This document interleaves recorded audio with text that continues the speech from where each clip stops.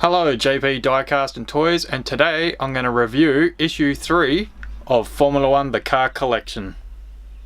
Okay, as you can see in front of you, here is issue 3 of Formula 1 The Car Collection, and it is on Lewis Hamilton, the 2014 season.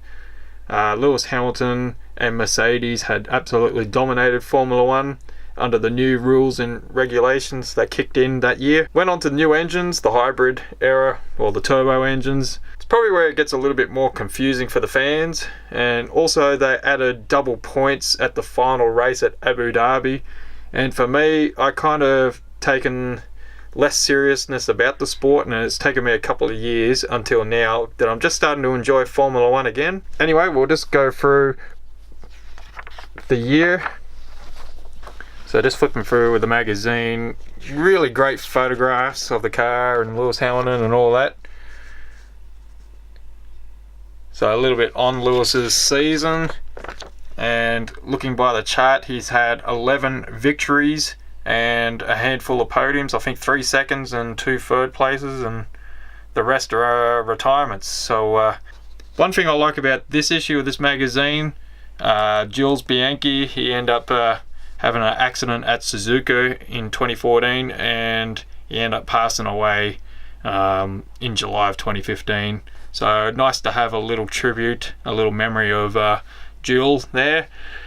Some more photos of the season there, and one thing that I always like is the photographs and the sketches, talking about the aerodynamics, talking about the engines. Great photographs. So they're very lucky to nab them. Bit of information on the car itself. That's probably one of my favorites of the magazine. Nice to have a little bit of Schumacher there, just to explain how Mercedes rejoined Formula 1 in 2010 after purchasing the Brawn team. So it only took them a handful of seasons to get on top of Formula 1 once again. The circuit, so this issue they're talking about Spa, one of my favourite circuits of all time.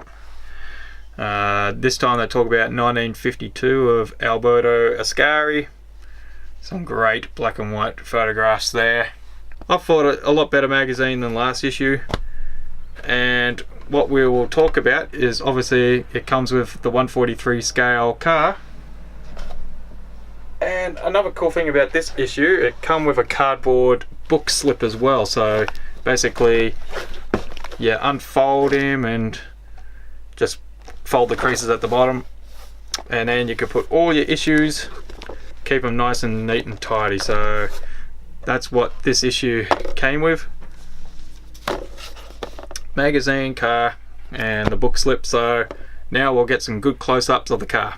So here is Lewis Hamilton's Mercedes F1 W05 Hybrid of 2014. So this is the start of the turbo era once again. Formula 1 did have the turbos in the 70s and the 80s, but here is the car. So I just want to talk about my opinions compared to other qualities out there. So this issue cost $20, which I didn't say before, so it's the regular price now. I do love the Pirelli tyres. They're an absolute standout. The paint job I really do like as well. I think the silver and the green, I think they've it's painted on really well to the car. Just looking at details, the one thing that just sort of thought, I don't like, is the cowling. You could see a big line. It's talking about the engine cover basically. Big line through there. I kind of don't like that sort of molding. Maybe they should have just done one piece or something, but that's probably the only part that I don't like so far. Just swinging the car around. It looks great front on. Have a look at the rear diffuser here. Not too bad. Not sure if that wing is a bit crooked. Might be a little bit crooked, I don't know, just to the naked eye, but maybe the rear wing's a bit crooked, I'm not quite sure. It's a little bit hard to know. Just looking at details, I think overall it's a pretty fair model. I'm kind of thinking, is it really 143 scale? It's just incredible that nowadays the cars are more, you know, streamlined. They're smaller, they're slicker compared to the cars of the 90s or even before that. Overall, it's a thumbs up for me. I think they've done a really good job at making this model, so overall it's a thumbs up. I do like it.